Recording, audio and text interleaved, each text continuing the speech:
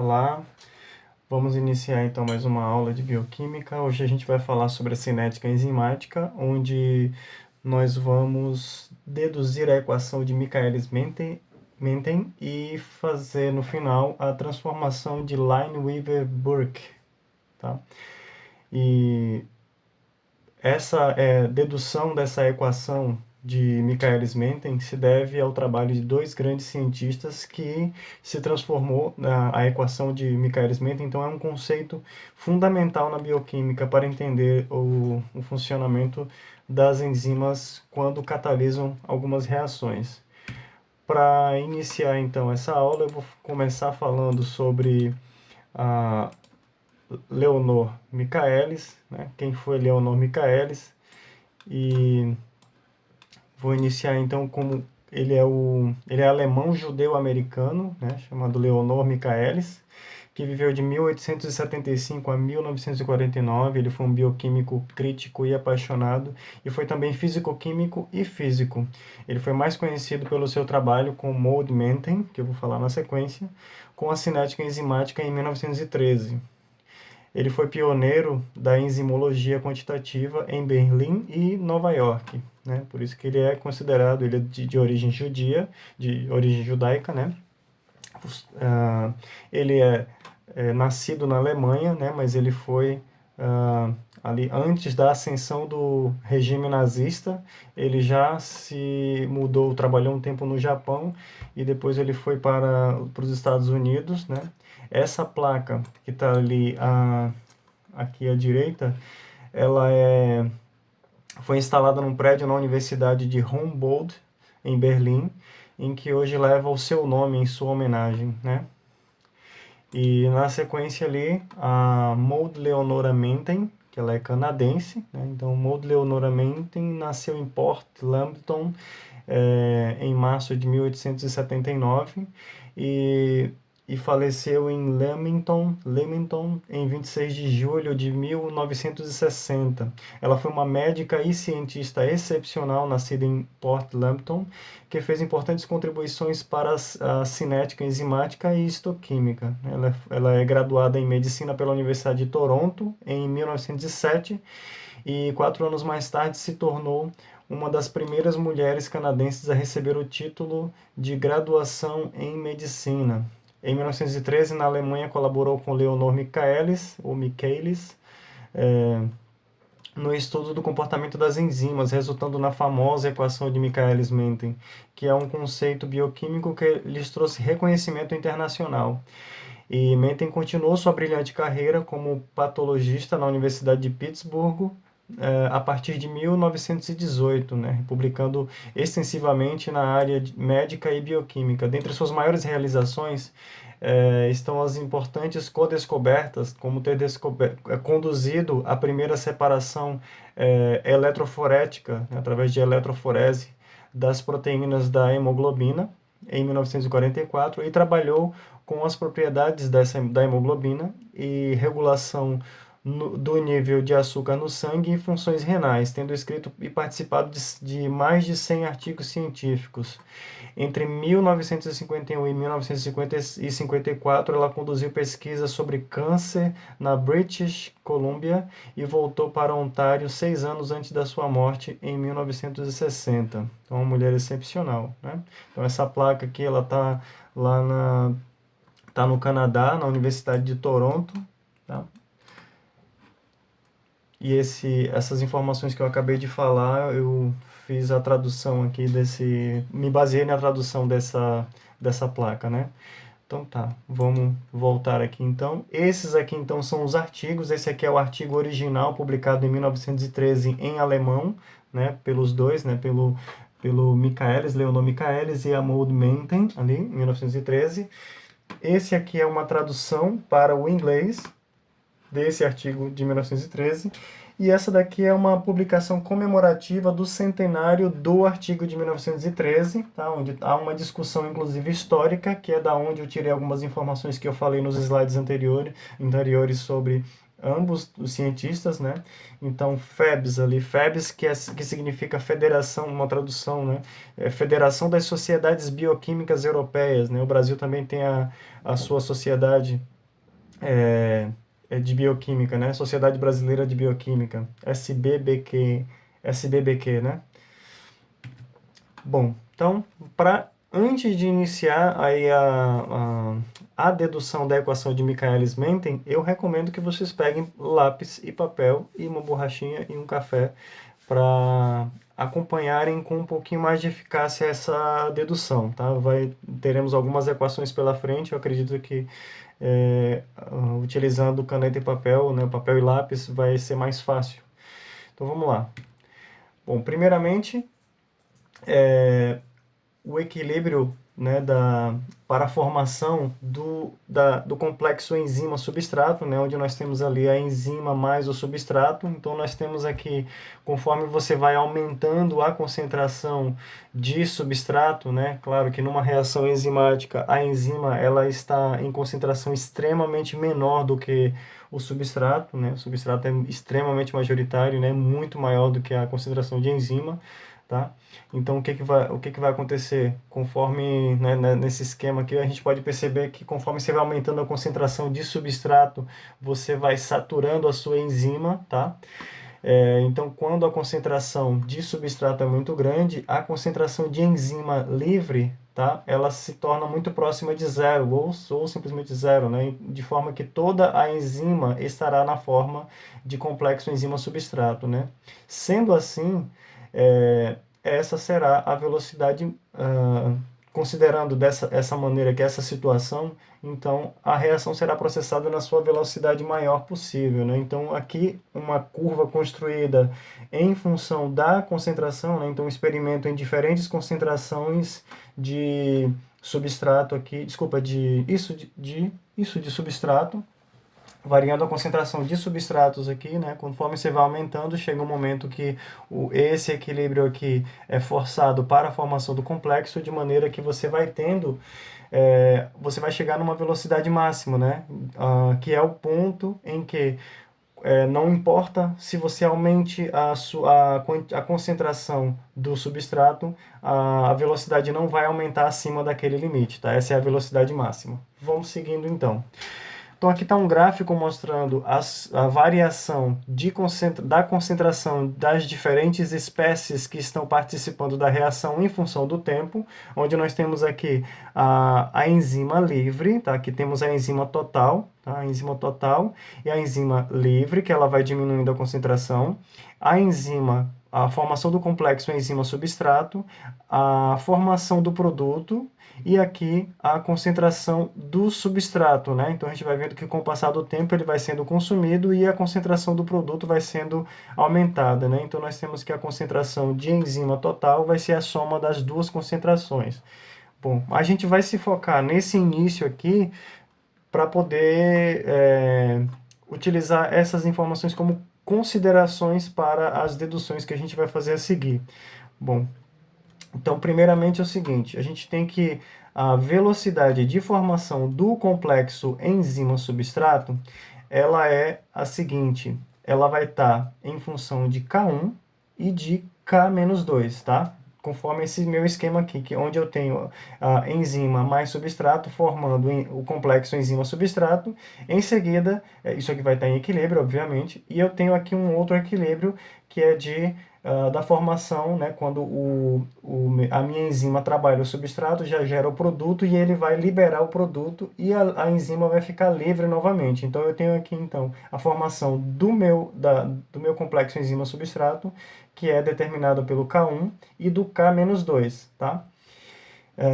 Então a velocidade de formação vai ser o K1 vezes as concentrações de enzima livre vezes substrato, mais o K-2 vezes a concentração de produto e enzima livre. Só que no início aqui da minha reação, a concentração de produto ela é muito baixa, ela é muito próxima de zero, tá? Então, o que vai acontecer é que esse K2 aqui é praticamente desprezível, né? Ele é desprezível. Então, a equação de velocidade de formação da enzima substrato, do complexo enzima substrato, fica assim, mais simplificada, tá? E a velocidade de decomposição do meu complexo enzima substrato é dada pelo K-1 e pelo K2, tá? Então, o K-1, então vai ser K-1 vezes a concentração de complexo enzima substrato e o K2 vezes a concentração de complexo enzima substrato, tá? Aqui nós temos a nossa primeira condicionante, né, condição de contorno para facilitar a nossa dedução, é que é o seguinte, depois de um certo tempo que a reação está acontecendo, tá, a concentração do complexo enzima-substrato, ela fica praticamente constante. Se ela fica praticamente constante, significa dizer que a velocidade de formação do complexo enzima-substrato e de decomposição, ela se iguala, certo? Então, essa velocidade aqui se iguala.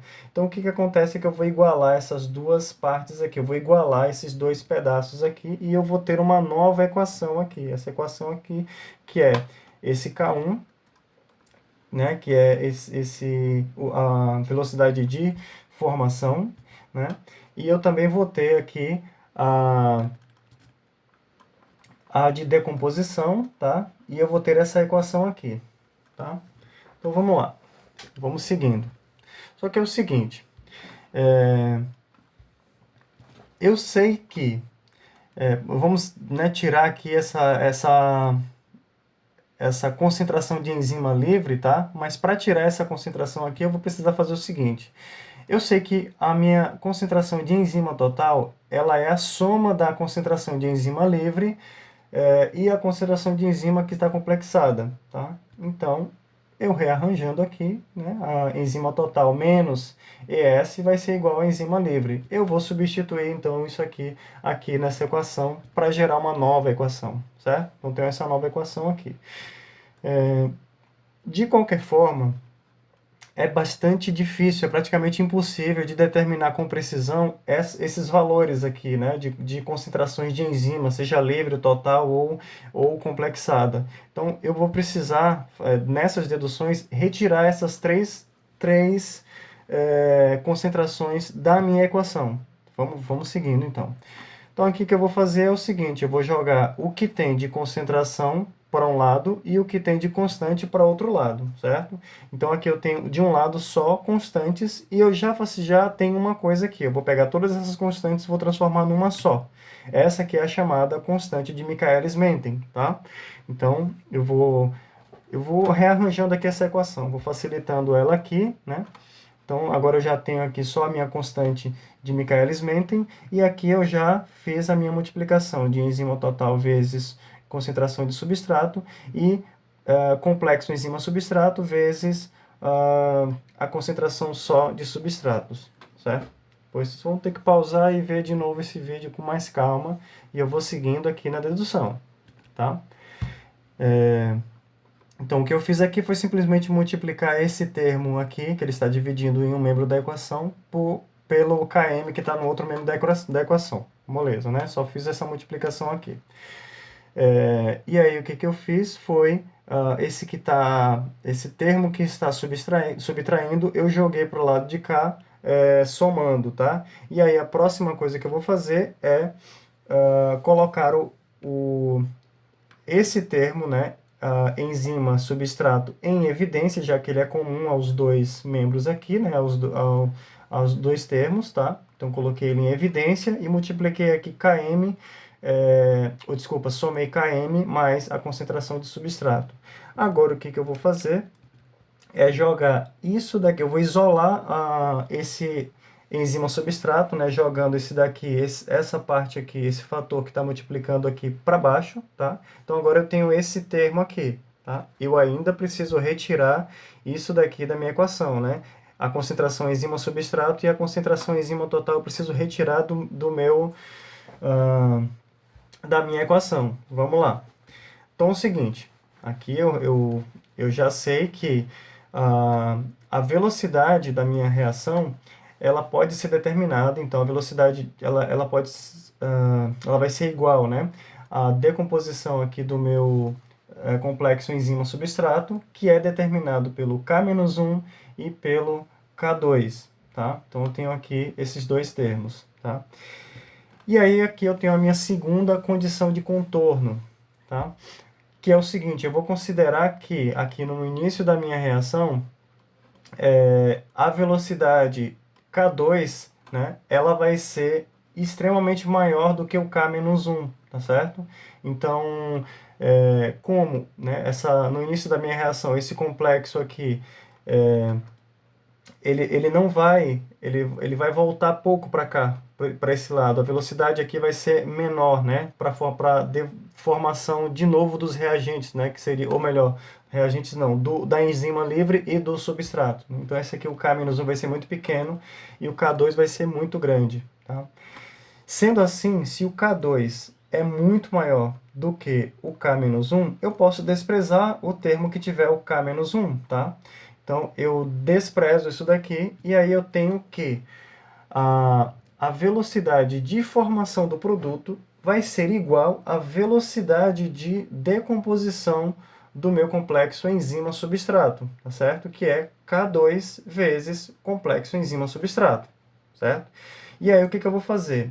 Eu sei que a concentração de enzima-substrato é dada por essa equação aqui. Então, eu vou fazer uma substituição aqui, simplesmente substituir. Então, eu joguei essa parte aqui, e eu fiquei com essa equação. Mas eu ainda tenho esse termo aqui que eu preciso mandar embora. Vamos seguir. E aí eu já vou para a minha próxima condicionante, né? Que se eu sei que toda a enzima, a concentração de enzima total, né? Ela vai estar como complexo, ela vai estar complexada. Por quê? Porque a concentração de substrato em relação à enzima é extremamente maior. Então, eu não tenho mais enzima livre. Então, a concentração de enzima total é igual à concentração de enzima do complexo enzima-substrato. E eu também já sei que essa condição aqui, ó, se toda a minha enzima está complexada, esse é o ponto que eu tenho a velocidade máxima da minha reação. E aí eu sei o seguinte, que se a velocidade é igual ao K2, se a velocidade enzimática ela é o K2 vezes a concentração do complexo enzima-substrato, e o complexo enzima-substrato é o a consideração de enzima total, então eu tenho aqui a minha velocidade máxima. Eu vou pegar esses dois termos aqui, K2 vezes concentração de enzima total, e eu vou substituir por velocidade máxima, e assim finalmente eu tenho a minha equação de Michaelis-Menten pronta. Eu fechei, eu já cheguei na equação agora de Michaelis-Menten. Tá? Agora a gente vai partir para a compreensão dessa equação. Tá? Eu tenho aqui então, eu coloquei aqui a equação da reação, como é que ela acontece, como é que ela se processa, esse esquema aqui, e esse gráfico, né? Esse gráfico, só lembrando vocês como é que ele foi construído, o gráfico é feito em triplicata ou quintuplicata, triplicata no mínimo, mas normalmente quintuplicata, certo? Variando em todas as mesmas condições, e eu vou variar apenas a concentração de substrato aqui. Então, eu tenho aqui 5 reações aqui nesta concentração, mais 5 reações aqui nessa concentração, e assim sucessivamente, né? Até eu poder ser capaz de construir o meu gráfico, tá?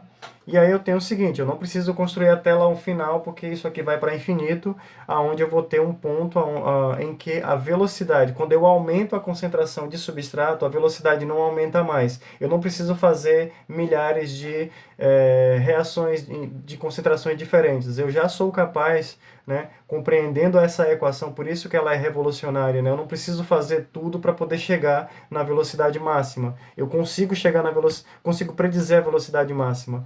E aí é o seguinte, conhecendo esta equação de Michaelis-Menten e fazendo esse experimento para uma determinada enzima e substrato, eu vou construindo essa curva, tá? Eu vou obter a equação dessa curva, de maneira que eu vou fazer o seguinte, e aí eu consigo calcular a velocidade máxima, tá? Calculando a velocidade máxima, a metade do valor da velocidade máxima aqui, tá? 1/2 da velocidade máxima, quando eu rebato na curva, eu vou chegar no meu km. como que isso acontece. Vamos lá. Então, se eu pegar aqui, ó, essa equação e eu chamar V0 de V máximo sobre 2, tá? Como eu fiz aqui, o que que acontece? O V máximo está multiplicando nos dois termos, nos dois membros da equação. Então, eu vou eliminar ele, né? Vou cortar aqui, vai ficar simplesmente 1, tá? E aí eu vou fazendo, eu vou jogar isso daqui para lá e isso daqui para cá, né? Fazendo aquelas coisas. Por isso que é importante que vocês tenham papel e caneta aí na mão, papel e lápis e borracha e óbvio um cafezinho, né? Para quem não gosta de cafezinho, uma aguinha. E aí o que acontece é que eu vou chegar aqui, ó, quando a, quando a velocidade máxima, ou melhor, a velocidade da reação aqui no meu gráfico for igual à velocidade máxima sobre 2, eu tenho que, por definição, a concentração de substrato que eu encontro aqui é igual ao km, tá certo? Aqui nesse gráfico, ele mostra os parâmetros cinéticos que definem os limites da curva em concentrações elevadas e baixas de substrato, né? De maneira que é o seguinte, em concentrações, ah, em concentrações mais baixas, o que vai acontecer? Vai acontecer é que o Km vai ser muito maior do que a concentração, né? Então, se a concentração é muito baixa, a concentração é baixa aqui, se você observar aqui na própria equação, o denominador vai ser, né, igual ao Km, já que ele é muito maior do que o substrato, tá? Sendo assim, então a velocidade é determinada pela velocidade vezes a concentração de substrato dividido pelo Km. Dessa maneira, a gente vai ter um comportamento linear, né, uma cinética linear de ordem 1 em relação à concentração de substrato, tá? E a outra situação é quando você tem o Km em concentrações elevadas de substrato, então o Km vai ser muito menor do que a concentração de substrato. Então, esse valor agora é muito maior do que esse daqui, certo? Então, o denominador vai ser igual à concentração de substrato. Se você dividir, então você vai eliminar substrato do numerador e denominador, e aí você vai ter que a velocidade vai ser igual à velocidade máxima. Tá? Eu vou abordar isso novamente mais para o final. Vocês vão lembrar disso. Como é que a gente analisa? Então, para você obter aqui o valor de V máximo, então é como se você traçasse então uma reta aqui no platô, tá? E para você entender aqui o valor de km, você tem essa parte inicial aqui, tá? Vamos seguindo. Agora o significado para o km. Como que a gente vai interpretar o km, tá?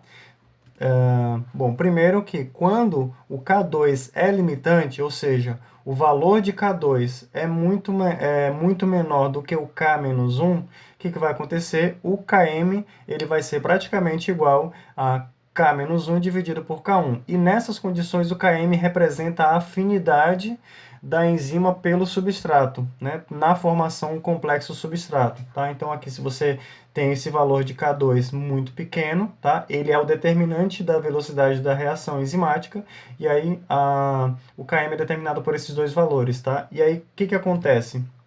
Se você observar esses três gráficos aqui, ó, né? Então você vai observar o seguinte, que quanto menor o valor de K1, quanto menor o valor de Km, o valor de Km, mais rápido essa curva sobe, tá? Ou seja, conforme eu vou variando a concentração aqui no meu experimento, quando eu vou construindo aqui os pontos da minha curva experimental aqui, o que vai acontecer? A concentração aumenta a pouco, né? Eu necessito de menos substrato para aumentar a velocidade da minha reação. Isso significa que o meu substrato tem a maior afinidade pela minha enzima, tá? E quando eu tenho, o que isso significa? Se eu tenho um valor de Km pequeno, quer dizer que eu tenho um valor de K1 grande, tá? E isso é coerente com essa equação aqui, ó.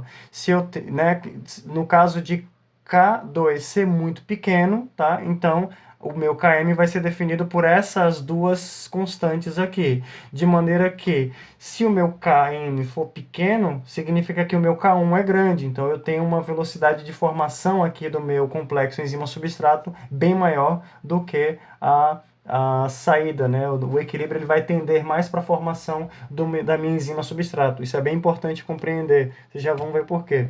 Então, aqui nós temos alguns valores, né? De enzima com substrato, de interação de enzima com substrato, né? Então, nós vamos vendo que aqui, por exemplo, essa hexocinase, né? Ela tem um valor pequeno, então significa que ela tem uma afinidade entre enzima e substrato bem maior, tá? Bom, um outro parâmetro que se utiliza é a constante catalítica. Para entender a constante catalítica, nós vamos para essa parte da minha equação da reação, certo? E lembrem-se da condicionante que eu coloquei ali, ó, que a enzima, se toda a enzima está complexada como enzima substrato, então o K2 ele determina a velocidade máxima, tá certo? E dessa forma, ele determinando a velocidade máxima, eu posso igualar o meu K2, o meu K2, ele determina a constante catalítica, ele é igual, né? O K2 é igual ao K catalítico, tá certo? Dessa maneira, então, né, eu vou substituir aqui na equação, se vocês observarem aqui do lado, eu vou substituir a minha velocidade máxima, que significa K2 vezes a concentração de enzima total, que é a enzima total vai estar como enzima substrato, como eu acabei de falar. Então, o que vai acontecer é que eu vou substituir por K catalítico vezes enzima total, que vai estar totalmente complexada, tá certo? E aí é o seguinte, eu sei que, agora, né, rearranjando aqui, isolando o meu K catalítico, eu sei que o K catalítico vai ser a velocidade máxima dividido pela minha concentração total de enzima, de maneira que é o seguinte, eu sei que bom, só uma definição para a constante catalítica, ela é a constante de primeira ordem de velocidade, tendo como unidade, então, a, a, o S-1, tá? Eu já vou falar sobre isso, mas primeiro que é o seguinte, quanto maior a velocidade máxima da minha reação, né, quanto mais alto é o valor da minha velocidade máxima, maior é a minha constante catalítica. E quanto menor a concentração de enzima total necessária para alcançar essa velocidade máxima, maior vai ser a constante catalítica, tá certo? Então eu sei que da definição, a minha constante catalítica é uma constante de primeira ordem, cuja unidade é S-1. E ela é também chamada de número de renovação, ou turnover. O que significa isso? Significa que, considerando que toda a minha enzima ela vai estar como complexo enzima-substrato, então o meu K catalítico equivale ao número de moléculas de substrato convertido em produto por unidade de tempo para cada enzima. Vocês vão ver que interessante essa informação. Então, olha só. Considerando que a minha constante catalítica ela traz uma informação sobre a quantidade de moléculas por segundo que cada enzima converte em produto, tá certo? E aí eu vou chamar a atenção aqui para essa catalase, tá? Que ela tem, nessa minha tabela aqui, ela tem o maior número de constante catalítica, né? Significa que cada enzima ela é capaz de converter 40 milhões de substratos em produtos por segundo, tá? Temos outros valores aqui, né? Como, por exemplo, a acetilcolinesterase, que também tem um valor ali, né, relativamente alto, de 14 mil, tá? Mas tem um outro parâmetro que eu vou mostrar para vocês. Essa constante catalítica, ela está relacionada com a velocidade, tá certo? Bom, e agora vamos falar sobre a eficiência catalítica, que é o que? É o produto, então, é a razão entre a constante catalítica com o Km. Lembrando que o Km ele nos traz uma informação sobre a afinidade do substrato pela enzima. Então, vamos aqui o seguinte, lembrando que o meu K catalítico ele traz informação sobre a velocidade e o meu Km traz informação sobre a afinidade, tá?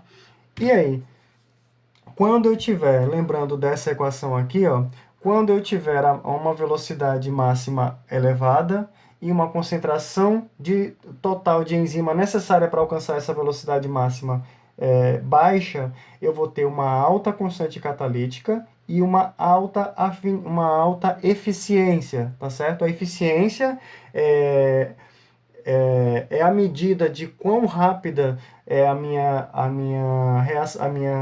enzima, né? E também quanto mais afinidade ela tiver, tá?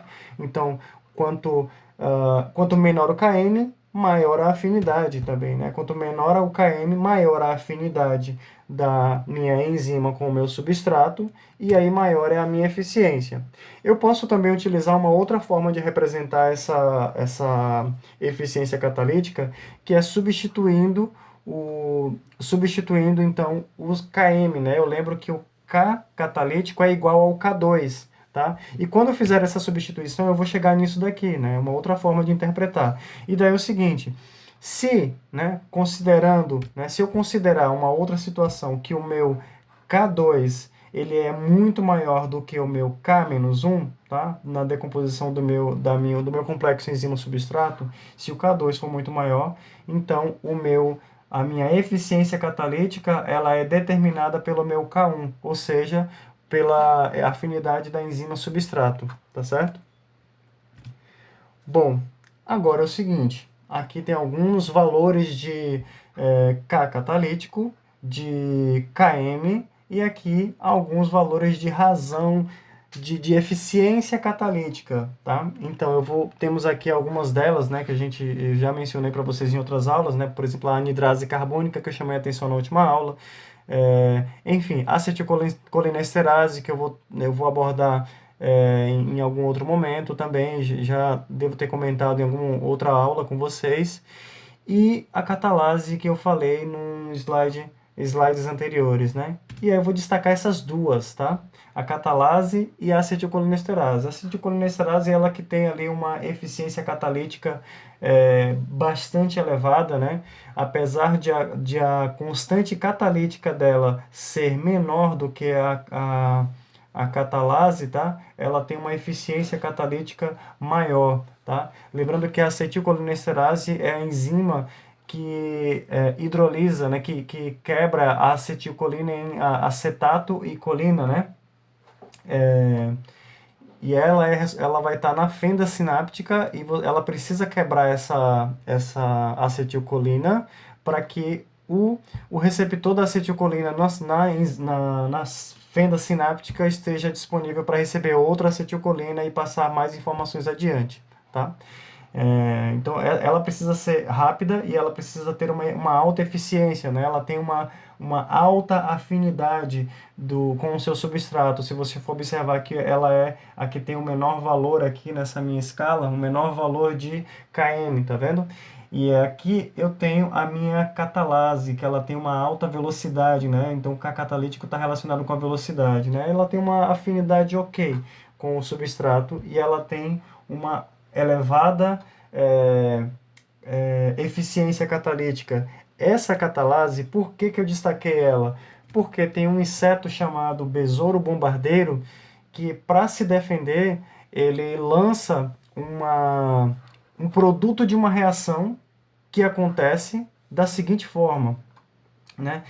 Você tem dois reservatórios aqui. Um reservatório produz peróxido de hidrogênio e a outra produz hidroquinona, tá certo? Então, quando esse inseto ele está em perigo, ele precisa se defender rapidamente. Então, ele precisa de alguma coisa que funcione rápido para que um predador não o prejudique, né? Então, o que vai acontecer?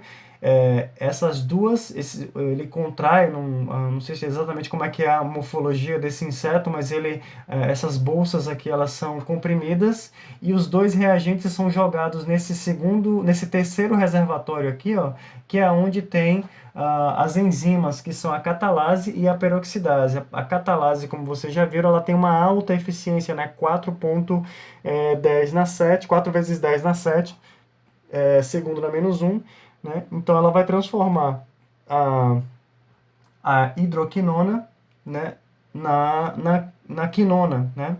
E aí ela mais duas moléculas de água, né? E isso aqui, essa reação é uma reação extremamente exotérmica. Então, como vocês podem ver aqui nessa animação, está saindo fumaça. Esse líquido está saindo com uma temperatura maior do que 100 graus Celsius. E aí ou a presa a presa às vezes morre instantaneamente, ou o predador desse inseto vai ser expulso, né? Ela vai conseguir espantá-lo, certo?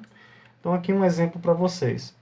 Bom, fechamos aqui a interpretação da equação de Michaelis-Menten, né? Algumas informações que a gente conseguiu obter a partir da interpretação dessa equação. E aí eu vou para a parte da transformação de Lineweaver-Burke, que ela facilita a determinação do km e da velocidade máxima, né? Tá aí esse artigo de publicação em anos posteriores, né, desses dois autores, né, que é Hans Lineweaver e Dean Burke, né? O que ele fez na realidade? Se você for observar, é uma operação relativamente simples, né?